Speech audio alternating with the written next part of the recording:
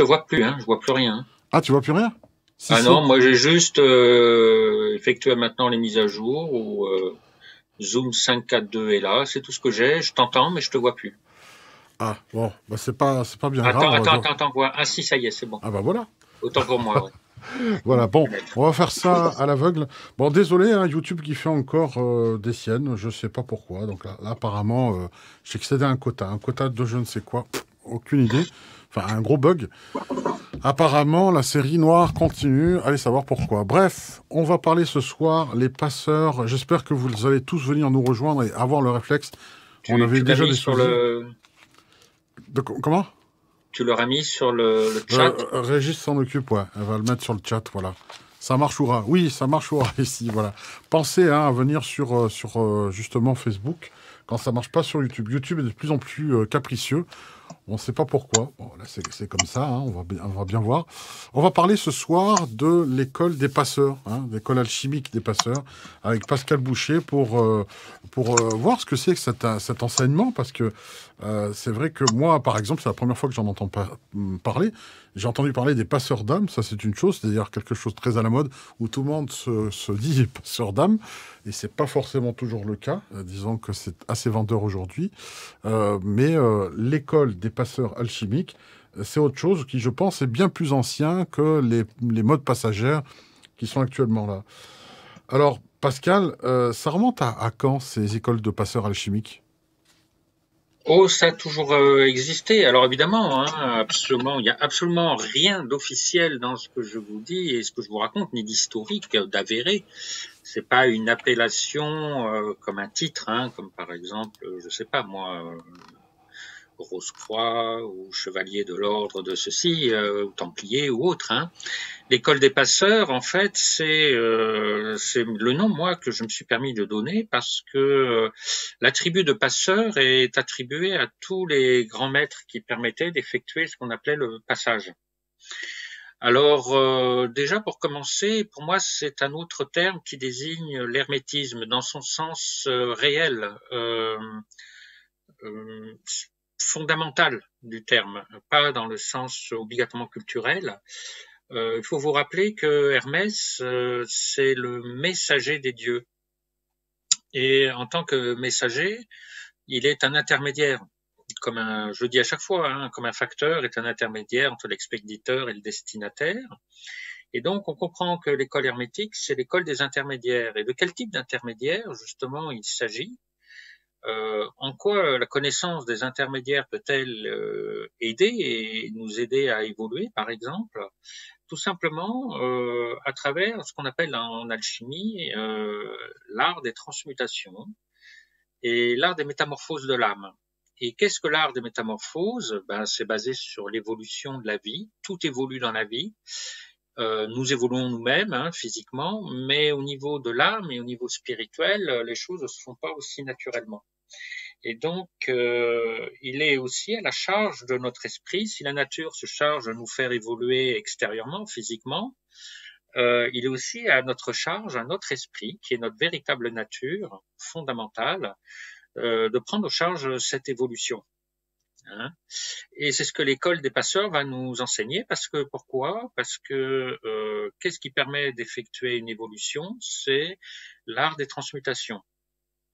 Et qu'est-ce qui permet d'effectuer l'art des transmutations? Qu'est-ce qu'une transmutation? C'est le passage d'un état imparfait à un état plus parfait. Voilà. Alors tous les philosophes, hein, c'est le nom que donnent les hermétistes, les alchimistes aux grands maîtres, hein, aux grands maîtres passeurs d'ailleurs, hein, qui ont effectué le passage. L'art des transmutations, l'art des métamorphoses, c'est donc l'art du passage, qui est un passage nous permettant de passer de l'état illusoire de ce que l'on croit être, hein, de la surface, de l'apparence des choses, et du monde illusoire, donc des illusions, à un état réel, véritable, de ce que nous sommes réellement, c'est-à-dire un esprit, un pur esprit. Voilà.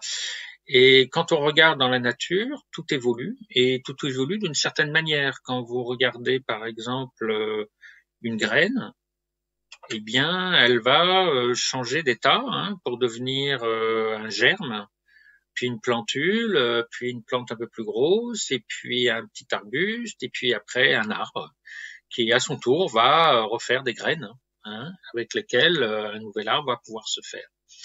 Eh bien, quand vous regardez bien, vous voyez bien que dans cette évolution, il y a des passages entre l'état de la graine et le germe. La graine meurt à son état de graine, elle se fendille, elle s'ouvre, le germe sort, et puis même le germe lui-même va sortir de son état de germe quand il va commencer à sortir à l'extérieur, à développer ses branches. Les cellules elles-mêmes, les organes ou les organes de la plante, si on peut s'exprimer ainsi, vont se changer, se métamorphoser, et à chaque fois c'est comme une mort et une renaissance.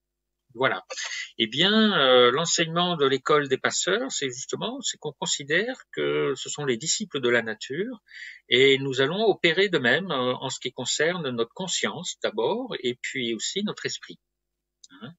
Car tout le monde considère dans la tradition que tout être humain est un esprit qui a été déchu, précipité. Hein. On verra d'ailleurs à travers l'allégorie de la chute de l'homme, hein, lorsqu'il a été allégoriquement jeté du jardin d'Éden pour se retrouver sur cette terre des morts. Et en effet, effectivement, on peut considérer que l'homme est un esprit déchu, mais finalement, je dirais que c'est une erreur, parce que là où les mauvaises langues voient en effet chez l'homme un esprit déchu, les philosophes voient une graine qui a été semée. Pourquoi ? Parce que tout simplement, et cela est clairement expliqué, même d'une manière allégorique, c'est quand même assez clair, l'homme a voulu être comme Dieu. Tout simplement.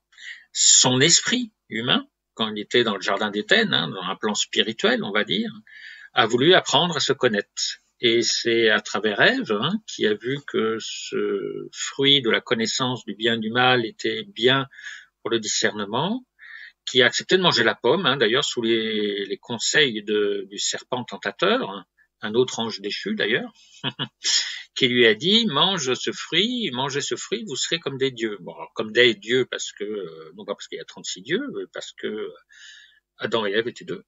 Hein, donc vous serez tous les deux comme des dieux. Hein. Et d'ailleurs c'est ce qui s'est passé déjà dès le départ. Ils ont commencé à vouloir faire comme Dieu, puisqu'ils ont fait un enfant, le premier enfant, hein, Caïn. Voilà. Et c'est ainsi que nous ne rendons pas compte que nous-mêmes, en acceptant de nous incarner, notre esprit a accepté de s'enterrer, d'être précipité, déchu dans cette terre des morts, et puis nous sommes dans un monde d'apparence, d'écorce, et notre conscience elle-même est complètement obnubilé par cette apparence, par cette écorce, par le monde des apparences, le monde des écorces, hein, seulement des clipotes, hein, chez les kabbalistes. Et il est intéressant de voir que justement là vont commencer les initiations. Bon, quand l'enfant s'est développé, qu'il est devenu adulte, etc., il va commencer d'ailleurs à essayer de découvrir qui il est réellement, et commencer à essayer d'éveiller cette partie spirituelle qui est en lui, c'est-à-dire sa racine, cette graine qui est enfouie au fond de la terre, comprenez au fond de notre corps, au plus profond des ténèbres du corps, hein, c'est-à-dire l'inconscient biologique, essayer de retrouver cette racine d'où il vient, hein, et essayer de l'éveiller, hein, de la développer. C'est là le but des écoles des passeurs. Alors, cette école des passeurs, évidemment, a pris bien des noms, hein, suivant les traditions, les cultures, etc. Mais nous verrons qu'elles prennent racine en Occident, en tout cas, du moins, et même en Orient. Hein, on la trouvera à travers les écoles des mystères. Elle existe certainement, il y a eu certainement des écoles des mystères aussi dans les Amériques, hein, puisque il y avait des temples, hein, chez les Incas par exemple, le temple du soleil, etc. Il y avait aussi des temples au Mexique, hein, chez les Aztèques, et où il y avait des initiations qui étaient proposées par des passeurs qui avaient pour but justement de faire en sorte que l'on puisse passer de cet état d'ignorance de qui nous sommes. Et l'état d'ignorance, c'est la graine enfermée dans la terre noire, enclose dans la terre noire, pour arriver à la révélation de qui nous sommes, fait à l'image et à la ressemblance de Dieu. Voilà. Alors, cette école des passeurs, en fait, tous les maîtres passeurs sont ceux qui vont vous faire entrer sur la voie de la connaissance. Alors je tiens à préciser à ce propos que c'est très intéressant puisque qu'est-ce qui est à la base de la transmutation, par exemple, en alchimie? Il y a une opération, alors bon, un petit entre guillemets quand même, l'alchimie qui elle est arrivée en Occident au Moyen Âge, bien qu'elle existait déjà fortement dans l'Antiquité et même en Grèce, à travers les anciens alchimistes grecs qui préparaient la chrysopée, d'ailleurs. Bon, cette alchimie qui est arrivée en Occident et a déboulé vraiment avec un fort succès d'ailleurs dans le Moyen Âge, cette alchimie était était une manière de perpétuer les enseignements qui étaient donnés dans les écoles des mystères et qui avaient pour but l'art des transmutations. Alors évidemment appliqué sur un règne métallique, mais qui avait pour but, par allégorie et par résonance, d'apprendre à celui au labourant, c'est le terme qu'on donnait au l'expérimentateur au laboratoire, par résonance de comprendre les cheminements mystérieux de la transmutation de l'âme. Voilà. Et il est très intéressant d'ailleurs pour les hermétistes que il n'y a pas de séparation entre la matière sur laquelle il va travailler, c'est elle qui va l'enseigner en fait. Et en voyant, puisque la nature est notre enseignante, eh bien en voyant comment on peut faire évoluer les métaux, etc., les alchimistes devaient arriver à faire cette transmutation intérieure en résonance, à apprendre, à savoir comment transmuter leur âme et leur conscience, pour arriver en sorte, non pas à effacer cette conscience pour que seul l'esprit se manifeste, mais tout simplement pour faire en sorte que comment dire ça, faire en sorte que cet esprit puisse se manifester dans cette conscience, au lieu d'être enterré dans cette terre dans laquelle il est. Et ça, c'est vraiment tout le travail de l'hermétisme. Alors en fait, on peut remonter plus loin puisqu'on va le retrouver aussi des passeurs chez les chamans, des grands passeurs. On parle de vrais chamans, des grands chamans. Ce sont des êtres éveillés qui ont réussi à éveiller cette nature divine, mais qui est en état de graine, qui est en eux et qui ont réussi à la manifester jusque dans la conscience, et qu'elle puisse se manifester dans toute sa plénitude. Et à partir de ce moment-là, ce sont vraiment des éveillés. Il n'y a plus de lutte entre l'esprit et la matière. La matière arrête d'étouffer l'esprit et l'esprit arrête de vouloir s'échapper de la matière. Bien au contraire, l'esprit se manifeste à travers sa conscience. Voilà. Alors l'école du passage, c'est très intéressant. On la retrouvera dans toutes les traditions, ne serait-ce que chez les chrétiens, mais aussi chez les juifs d'ailleurs. Passage en Égypte, qui leur a permis de passer de l'état d'esclave à l'état de pèlerin, puisqu'ils vont errer pendant longtemps dans le désert. Ce passage où ils ont quitté justement l'Égypte, qui s'appelait comme par hasard la Terre Noire à l'époque, eh bien, nous le retrouvons aussi chez les chrétiens à travers la fameuse Pâque chrétienne, qui est aussi le passage. Donc, en fait, il y a d'ailleurs les la messe des mystères, dont on parle très peu, comme ça, dans la mythologie, et qui est une messe très spéciale. On l'appelle même la messe des ténèbres, qui est une messe qui est fêtée la veille de Pâques, où tout le monde se rassemble enfin je sais plus exactement quel jour, donc je veux pas dire de bêtises, juste avant les festivités de Pâques, tout le monde se réunit dans l'église, alors je sais pas si c'est le vendredi, etc. Et il y a une messe qui est donnée, et puis d'un seul coup, on éteint toutes les bougies à la fin de la liturgie. Alors il y en a qui le font avec des crécelles, je sais en Corse, et d'un seul coup, on plonge complètement dans les ténèbres. Voilà. Et c'est à partir de là que commence ce qu'on appelle la fameuse messe des ténèbres, et c'est les mystères qui commencent, les mystères de Pâques.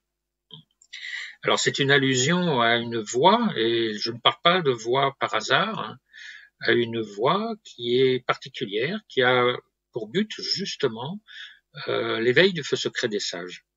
Alors là, il faut bien comprendre qu'une des bases, donc ce que j'avais dit tout à l'heure, et je reviens là-dessus, en alchimie, une des bases de l'art des transmutations, et je dirais l'opération fondamentale de toutes les opérations qui vont suivre, hein, je veux dire, ce sont ce qu'on appelle la dissolution. Il est connu en alchimie, et si on se fie à Fulcanelli, un grand alchimiste du début XXe, que toutes les opérations, quelles qu'elles soient en alchimie, et elles sont nombreuses, commencent toujours par la dissolution. Alors c'est très intéressant parce que, nous dit-il, la dissolution est la maîtresse clé de l'œuvre. Or justement, si on regarde bien un passage, quand on va faire un voyage par exemple, ou quand on va passer d'une pièce à une autre, pour pouvoir vous rendre dans une autre pièce, il faut d'abord quitter la première. De la même manière, analogiquement, si on regarde une graine, si elle veut devenir une plante, elle va devoir quitter son état de graine. Et donc, la dissolution montre ce passage délicat qui commence, et c'est ça la messe des ténèbres d'ailleurs, qui commence par le départ. C'est la dissolution. C'est la mort. C'est vécu comme une mort. Et d'ailleurs, l'axiome de base de tout passage en alchimie, c'est toujours une petite mort pour une renaissance. Toujours, systématiquement. Parce que pour pouvoir avancer vers l'avenir, il faut quitter le passé. Vous voyez ?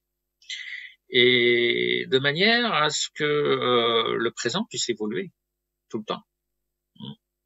Que le présent, qui est plutôt quelque chose de fixe, puisse se déplacer dans ce grand monde, évoluer, s'épanouir, s'agrandir. Ce qui est vrai dans une réalité présente, dans l'état dans lequel vous êtes actuellement, n'est pas vrai pour le présent de demain.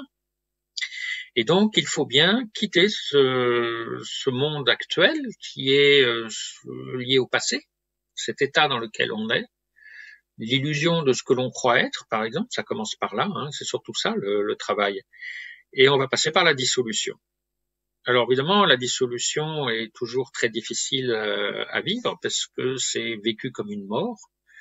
Et surtout pour cette conscience éphémère, temporaire de ce que nous croyons être, cette image que nous avons de nous-mêmes est une illusion, puisque elle n'est pas éternelle. Vous voyez ? Mais dans notre tête, on s'imagine qu'on reste toujours le même.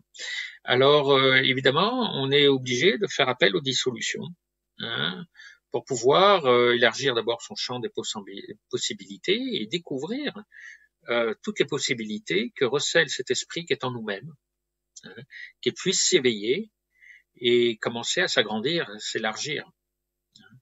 Donc on va quitter un champ de conscience illusoire, qu'on appelle l'ego, à un nouveau champ de conscience. Évidemment, cela se fait par étapes successives, mais quand je parlais par exemple de la voie brève, hein, dans laquelle est liée ce que j'appelle la messe des ténèbres, et auquel suivront d'ailleurs toute la symbolique chrétienne du Pâques chrétien, hein, avec l'arrestation du Christ au nom des Oliviers, le pauvre est malmené et flagellé, etc., puis sa montée au calvaire, puis sa crucifixion, puis sa mort et ses descentes pendant 3 jours dans le monde des enfers, hein, et sa résurrection en tant qu'être éternel accompli, hein, eh bien, ce sont des initiations qui existaient déjà même dans l'Égypte ancienne. Hein. Sachez qu'une des initiations ultimes qui était proposée aux disciples, hein, quand il était apte, qu'il avait déjà réussi toutes les épreuves auparavant, était justement de passer 3 jours, 3 nuits enfermés dans un sarcophage, dans un tombeau. Et pendant ces 3 jours, 3 nuits, il y avait des initiés qui l'entouraient, hein, qui ou chantaient ou faisaient de la musique, qui l'accompagnaient dans le royaume des morts, et c'est de ce royaume des morts qu'il pouvait renaître. Nous avons donc là ce qu'on appelle la grande dissolution, la plus secrète qu'il puisse y avoir, puisqu'elle est connue en alchimie par l'éveil du feu secret des sages. Mais pour y arriver, évidemment, il faut d'abord se préparer à travers des multiples petites dissolutions, hein, intermédiaires, avant d'arriver à ce stade. Alors c'est intéressant parce que c'est ça que l'école du passage va faire, à travers dans les initiations qu'on avait dans les écoles des mystères, ou les divers protocoles alchimiques, hein, les diverses opérations, nous verrons qu'en fait ce ne sont que des réitérations de multiples dissolutions. Et on comprend parfaitement ce que dit Fulcanelli lorsqu'il nous dit que toutes les opérations, quelles qu'elles soient, y compris la coagulation, la cémentation, la précipitation, l'albification, etc., etc., toutes ces opérations ne sont que le résultat d'une préalable dissolution. Et que donc, avant chaque opération, il y a d'abord la dissolution.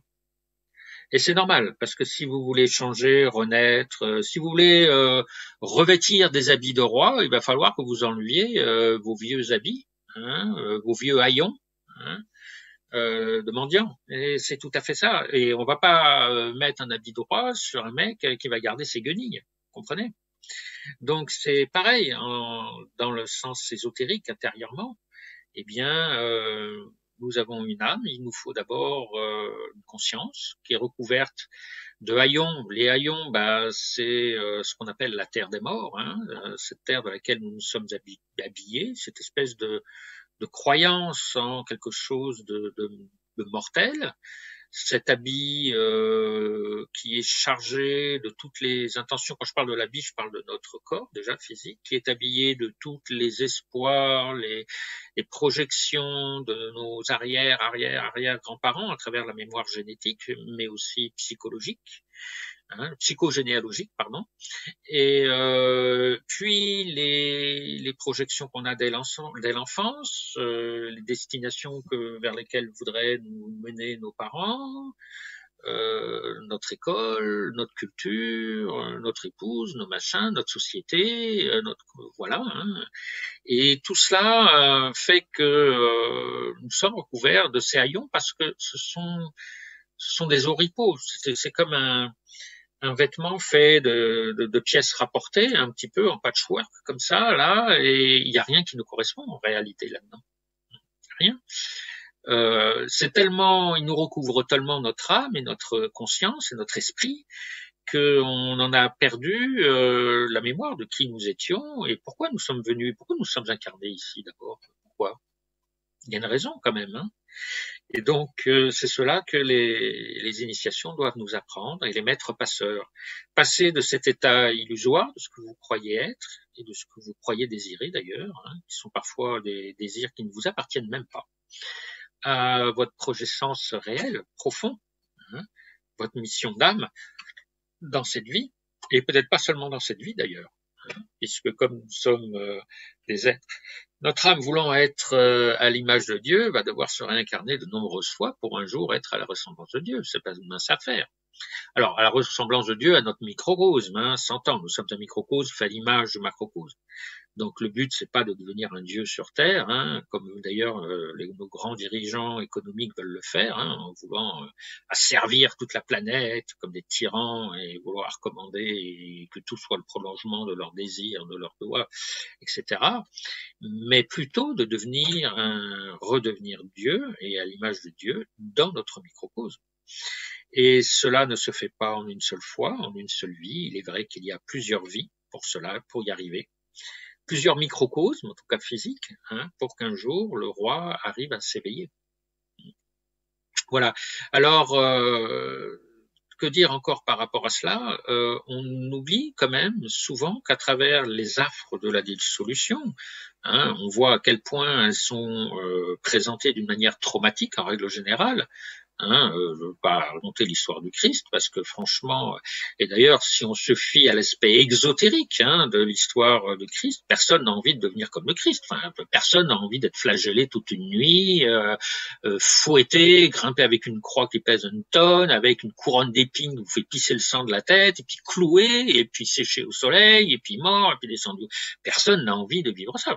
Qui a envie d'être comme le Christ, quoi, franchement?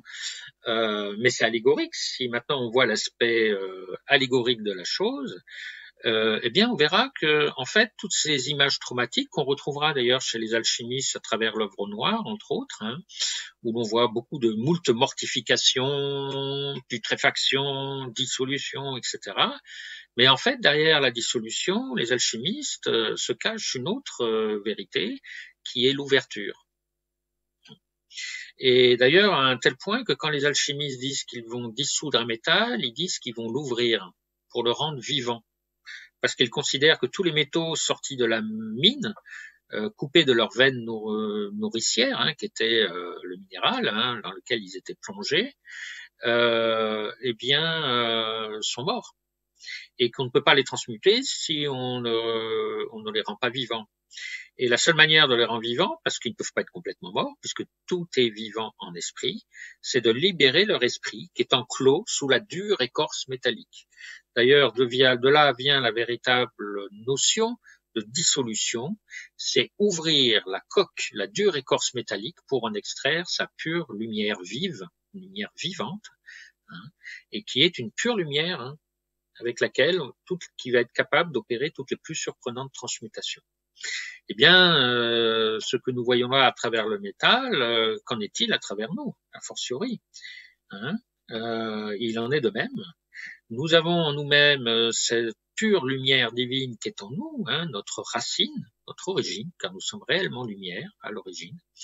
Et cette pure lumière divine qui a été précipitée, semée comme une graine dans la terre noire, obscure, donc les ténèbres de l'inconscient. Parce que vous comprenez, le noir, c'est ce qui n'est pas mis en lumière. C'est pas une couleur, c'est l'absence de lumière. Et le blanc, c'est la synthèse de cette couleur qui est le symbole de la lumière. Donc, pour pouvoir extraire cette lumière vive de la terre noire, c'est-à-dire de l'inconscient noir, l'inconscient, ce qui n'est pas conscient, terre biologique, c'est notre corps physique, et bien de cet inconscient biologique, nous allons extraire cette pure lumière et commencer à lui donner les moyens d'agir de plus en plus, pour pouvoir se manifester jusque dans notre conscience. Alors, cela peut être décrit par d'autres manières de faire, de voir. D'abord, je vais être obligé de revenir à des principes de base.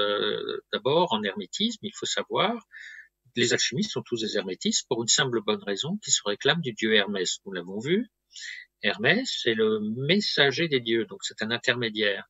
Et plus encore, en tant qu'intermédiaire, on le représente comme un pèlerin. Et d'ailleurs, la tradition hermétique le représente comme le patron des voyageurs. Alors c'est aussi le patron des commerçants, et puis par extension, mais ça c'est plutôt sur le plan astrologique, des voleurs et des menteurs. Mais avant tout, Hermès est le patron des voyageurs et des commerçants. Et il est intéressant qu'on le retrouve donc chez les Romains à travers le dieu Mercure. Or, ce n'est pas par hasard que les alchimistes nous disent que leur principal sujet de l'œuvre sur lequel ils vont œuvrer, la seule matière véritable qui donne, ils l'appellent le mercure. Il ne s'agit pas du mercure chimique, ce qu'on appelle le vif argent, mais du mercure en tant qu'Hermès. Quand par exemple vous avez Geber, Al-Jabir, l'ancêtre, je dirais, l'alchimiste musulman, qui est un petit peu l'ancêtre de l'alchimie chrétienne, c'est très marrant, mais c'est comme ça, qui est le plus cité par les anciens, Geber nous dit toujours, dans notre grand œuvre, le mercure seul suffit. Et quand vous traduisez ce terme, vous comprenez que puisque Mercure c'est Hermès, cela veut dire, si dans le grand œuvre le mercure seul suffit, cela veut dire que le grand œuvre alchimique est du tout entièrement hermétique. Et qu'il faut donc l'entendre ainsi. Alors, parce qu'il y a des questions sur le chat, il y a des personnes qui... Mais avant, on va voir justement ce qu'on propose par rapport à l'école chimique des passeurs, parce qu'il y en a une, celle que l'on propose ce soir, justement. Et puis, il y a beaucoup de cadeaux aussi qu'on va vous faire en ce dernier mois, justement, de cette année. Mais il y a quelqu'un qui demande, Pierrick dit, il faudrait donc se détacher de tout. Vraiment? Comme une sorte de... Non, pas forcément. Il y a ça. Et y a-t-il une allusion aux passeurs, à des passeurs dans le tarot? Oula, je t'entends plus là.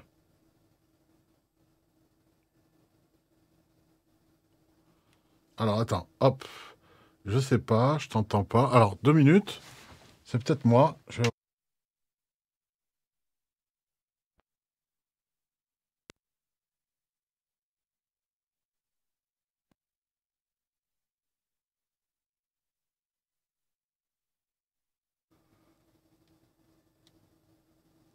Voilà. Donc là, je suis revenu. Je sais pas, j'ai redémarré le son. Là, apparemment, de chez toi.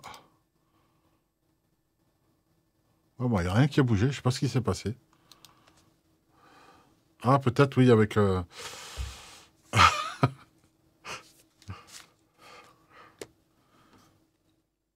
Super la technique, hein, comme on dit.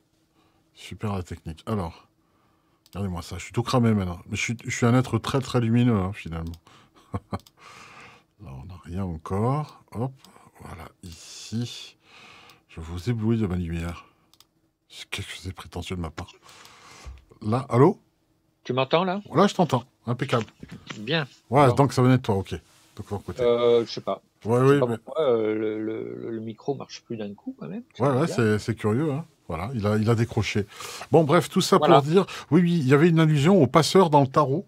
C'était la question. Oui, alors pour moi le passeur dans le tarot, hein, par excellence, c'est comment il s'appelle, Saint Christophe. Hein. Et Saint Christophe, on le retrouve à travers l'arcane de l'ermite. Hein. Voilà. Et c'est pourquoi, quand je dis que les alchimistes se réclament d'Hermès, hein, quand Jabir nous dit que leur grand œuvre est du tout entièrement, le mercure seul suffit, hein, que donc le grand œuvre est du tout entièrement hermétique, ils se réclament du dieu Hermès. Et Hermès, c'est le patron des passeurs, par excellence. Hein. Alors, nous allons voir que Hermès, effectivement, hein, sa fonction, d'abord, un passeur est un intermédiaire, hein, qui permet de vous faire passer d'une rive, d'une rivière à l'autre rive, hein, d'un état à un autre. Et on verra d'ailleurs que l'attitude des passeurs, c'est justement d'arriver à vous faire franchir ces passages. Parce que l'évolution, apparemment, tout se fait comme ça d'une manière fluide, mais c'est pas du tout évident. Parce que comprenez que notre esprit est incarné dans la matière. Et le principe même de la matière, hein, jusqu'au règne minéral, c'est la fixité, l'immobilité. Mais en même temps, la matière est tangible. Hein, donc elle est solide, tangible, palpable, concrète, mais elle est fixe, immuable, inchangeable. Et l'esprit, lui, inversement, il est vivant, il est mouvant, il est vivant, il est évolutif tout le temps. Hein. Par contre, il est immatériel, insaisissable, abstrait, complètement fugitif. Et donc, comment la nature a fait pour faire ce mariage incroyable avec la vie de l'esprit, mais insaisissable, etc., dans la matière. Hein. Et comment les choses se font dans la nature pour en effet que l'esprit puisse se manifester à travers la matière, à travers la vie donc. Hein, et quand vous voyez des plantes pousser, grandir, évoluer, changer, s'élargir, etc., on voit bien que la matière, l'esprit se manifeste à travers la matière. Et c'est intéressant parce que si vous regardez bien, en fait, comment fait la matière, eh bien, elle est dans un état et elle change d'état.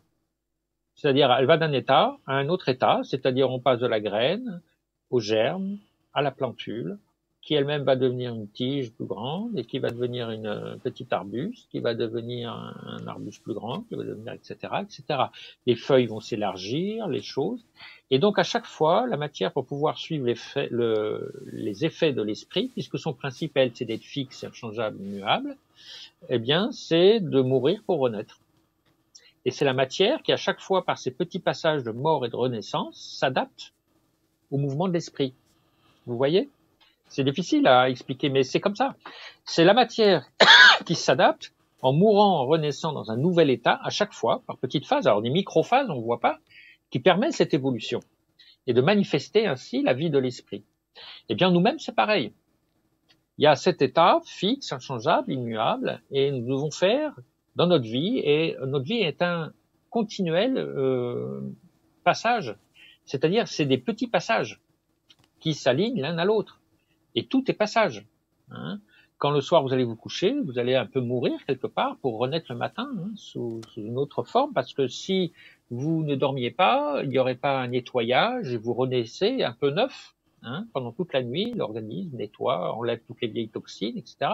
Si vous restiez exactement comme le même sans sommeil tout le temps, vous seriez mort, surchargé de tous les, je dirais, les scories, les déchets que vous avez produits par votre activité. Oui, tous les matins, on prend sa douche, tous les soirs, c'est une Exactement, c'est un hygiène de renouvellement. l'esprit. Voilà, voilà. Sinon, ça Et fonctionne pas. voilà. Et l'ennui, c'est que ça se fait pas au niveau de la conscience. Ah, bah oui.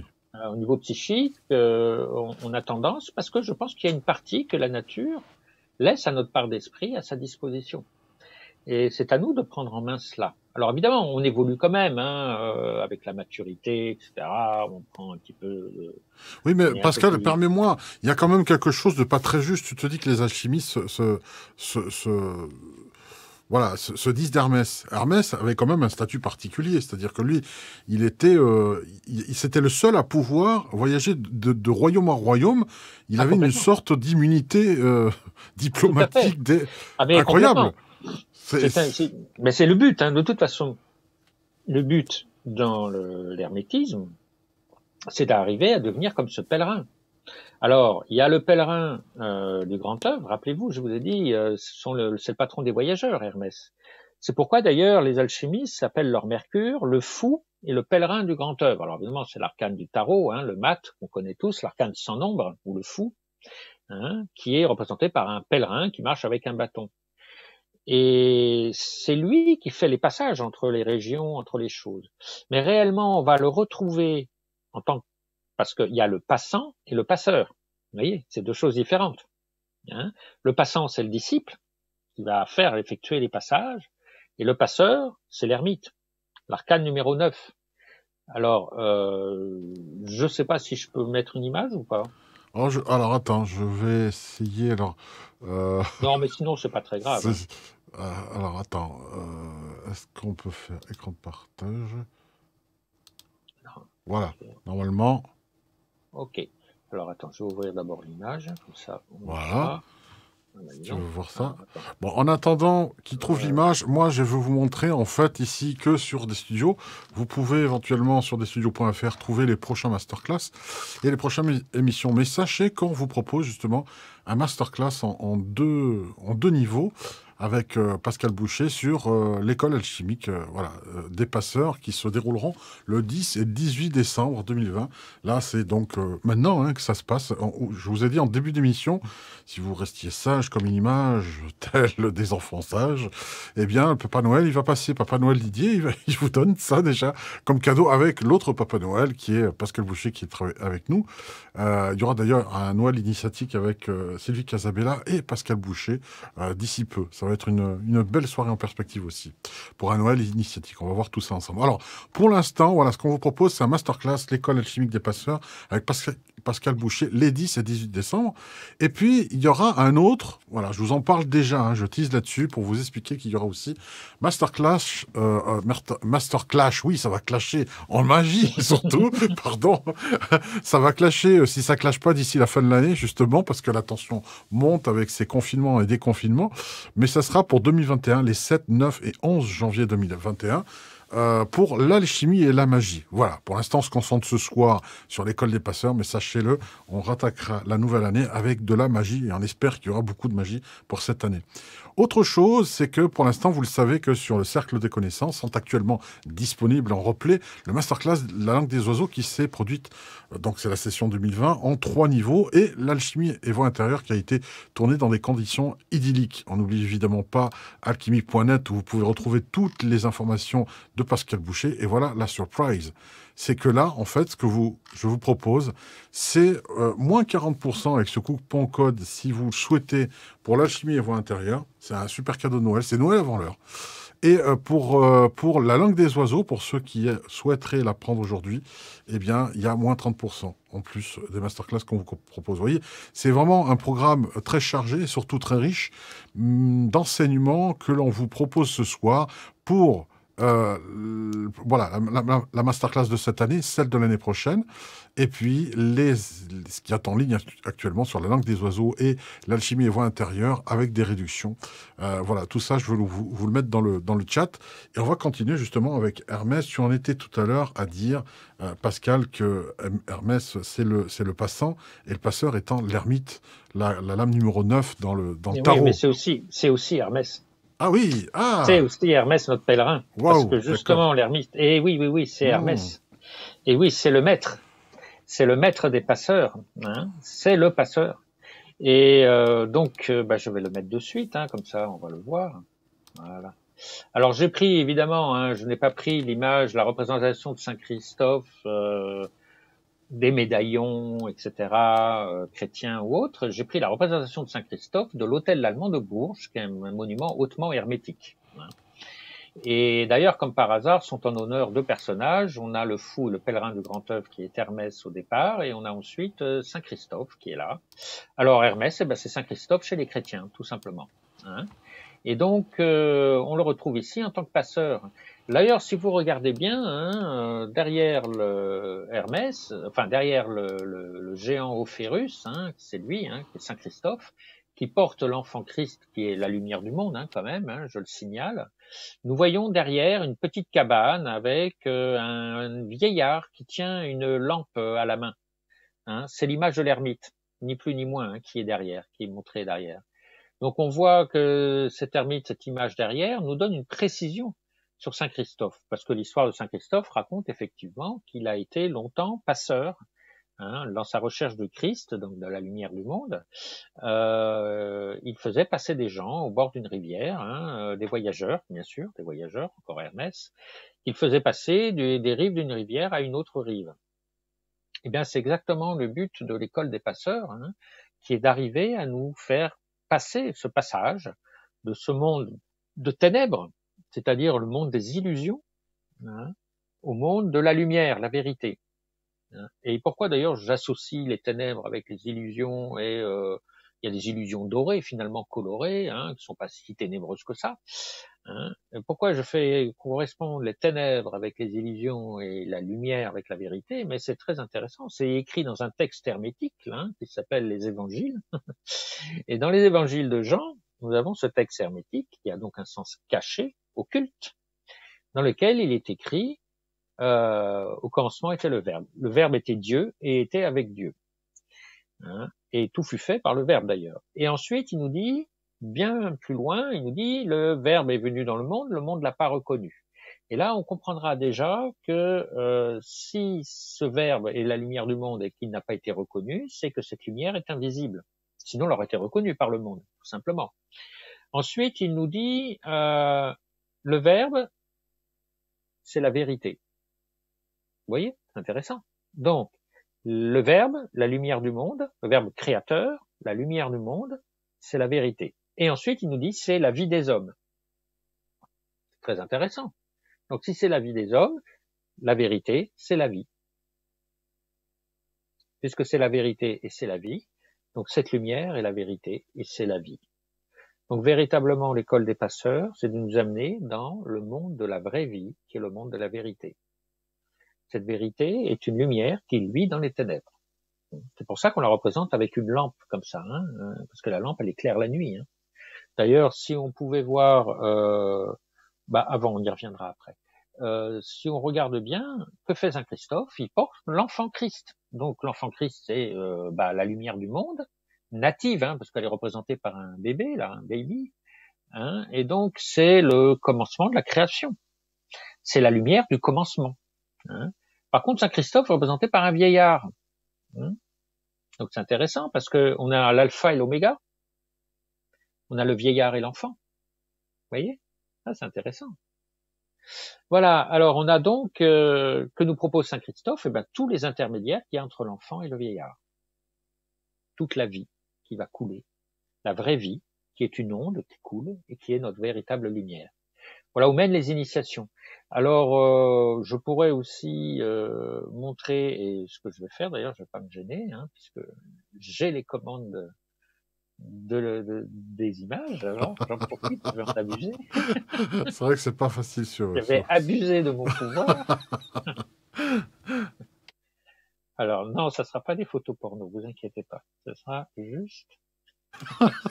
Il est en forme le Pascal ça. Voilà, alors on va y arriver. Share screen. Voilà, donc nous retrouvons là notre Saint Christophe, Christophoros. D'ailleurs, de la même manière qu'on voyait un vieillard qui portait un enfant sur l'épaule, nous voyons un vieillard qui porte la lumière. Comme l'enfant, c'est la lumière du monde, nous sommes bien en face de porteurs de lumière. Et quel est le rôle, justement, du passeur et des maîtres passeurs? C'est d'arriver à faire passer la lumière, à faire en sorte que cette lumière, qui est enterrée, qui est enfouie, puisse passer dans le monde, évoluer, voyager, parcourir le monde. Et c'est en éveillant cette lumière peu à peu qu'on va la faire voyager dans différents étages de notre conscience Et c'est là qu'on va voir d'ailleurs ces multiples potentialités, toutes plus incroyables les unes que les autres. Et on s'est tellement fermé les champs de possibilités, c'est un petit peu comme cette lumière qui s'est incarnée, elle s'est coagulée et puis elle s'est enfermée complètement dans le tombeau de la matière. Tiens, ça me rappelle quelque chose, le tombeau de la matière, le sarcophage des initiations, etc. Hein, où elle était complètement enfermée comme la graine. Et puis un jour, elle commence à se relever, le tombeau commence à s'ouvrir et elle commence à monter, à s'éveiller, elle commence à voyager. Et qui va faire ça? C'est le passeur.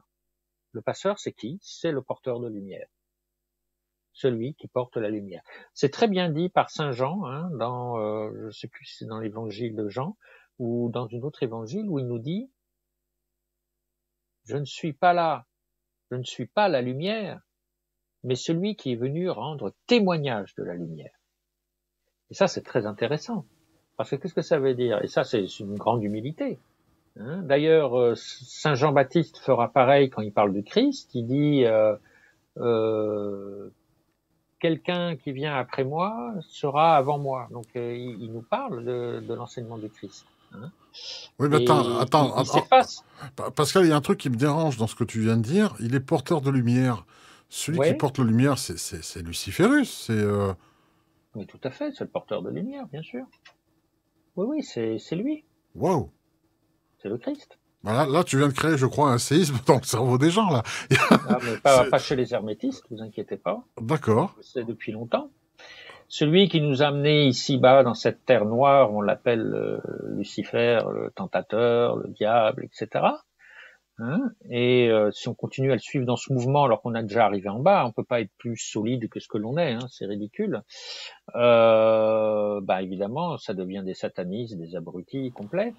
Mais, Mais mais est-ce qu'il y a cet amalgame de dire, parce qu'il est clair qu'il a la lumière, il apporte la lumière dans les ténèbres, c'est le prince des ténèbres, tout ça, est-ce que il y a... non, mais si vous voulez parler de Lucifer, on peut en parler très vite. Hein. C'était l'archange de lumière. Alors je suis désolé, mais quand le Christ dit je suis la lumière du monde, Oui. voilà, bah, réfléchissez. C'est le premier archange, c'est le premier fils de Dieu. Il dit je suis la lumière du monde. L'autre après, Mais c'est l'archange de on lumière. parle, Et l'archange de lumière a voulu être comme Dieu. mais justement, on parle justement du tenteur. On voit ce serpent dragon en bas, hein, le tenteur, celui qui fait croquer la pomme, etc. Justement, et on est vraiment dedans dans la Genèse, c'est un truc de fou là. Mais oui, c'est un monde de fous, bien sûr, mais c'est pas un monde de fous, c'est nous qui sommes fous. Nous sommes tombés parce que quand on a goûté le fruit de la connaissance du bien et du mal, nous sommes tombés dans la dualité. Oui, tout à fait. Mais pourquoi, réfléchissez, pourquoi, par exemple, les chrétiens n'arrêtent pas de répéter sans se rendre compte de la portée de ce fait, de ce qu'ils disent. D'ailleurs, s'ils le savaient, peut-être qu'ils le répéteraient moins. Quand il dit que Jésus-Christ est le Fils unique de Dieu, personne n'a réfléchi à ça. Tout le monde a dit ah oui parce que tous les autres, Mahomet, machin, c'est des traîtres, c'est des menteurs, Bouddha, tout ça, c'est pas vrai. Il y a que lui et en dehors de lui, pas de salut. Jésus revient. Hein. Mais non, pas du tout. C'est pas pour ça. S'ils disent que c'est le Fils unique de Dieu, ben alors qu'est-ce qu'il en est de Lucifer puisque c'est aussi le Fils de Dieu. Donc il n'y en a pas deux. Il n'y a pas un fils qui s'oppose à l'autre fils. S'ils disent que c'est le Fils unique de Dieu, c'est bien le Fils unique. On est d'accord. L'archange de lumière, c'est bien connu, dans la tradition, était un fils de Dieu. Ah oui, C'était toujours, oui, toujours. ben voilà. Bah oui. Donc c'est le même. Vous connaissez la parabole de l'enfant prodigue hein, Non. dans la Bible. Il est raconté qu'un enfant un jour décide de quitter le foyer paternel pour découvrir le vaste monde. Tiens, là encore un pèlerin qui s'en va, tiens, comme par hasard, Oui, comme hein, Bouddha pour aussi. découvrir le vastement, le Hmm. monde.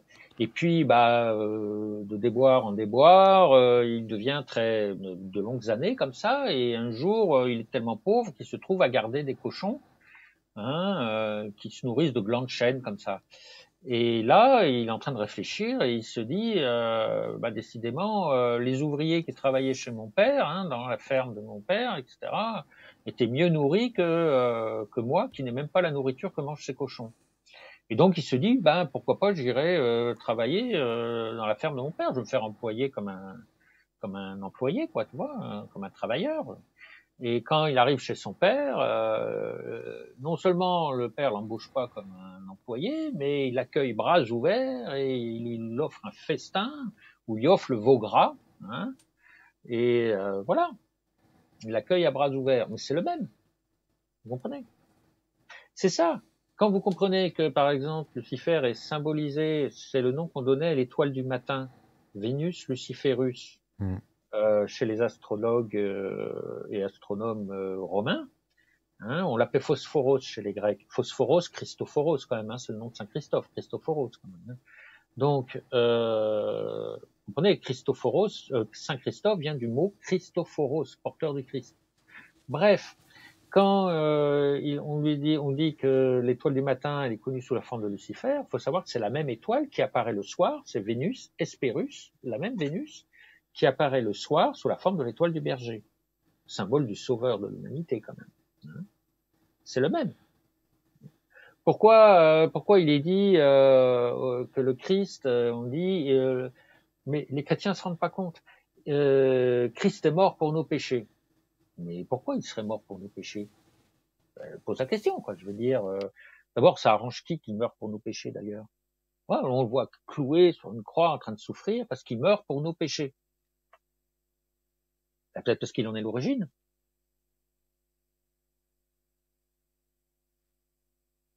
Rappelez-vous, l'alpha, l'oméga, c'est ce qu'a dit les Christ. Je suis l'alpha, l'oméga. L'alpha, l'oméga, vous le retrouvez avec Saint Christophe, le vieillard, qui porte l'enfant Christ. Vous voyez? Très intéressant. On peut aller encore loin comme ça. Regardez, l'homme, en alchimie, on l'appelle le vieil Adam, l'homme rouge. Hein, et on le représente par un dragon. Hein, un dragon écailleux, etc., etc. Hein, et c'est lui la première pierre vile et méprisable sur laquelle l'alchimiste va commencer ses opérations. Et c'est par des opérations répétées, qui sont des moultes dissolutions, hein, qu'il va obtenir la pierre philosophale, le don de Dieu. Et donc c'est très intéressant parce que si vous regardez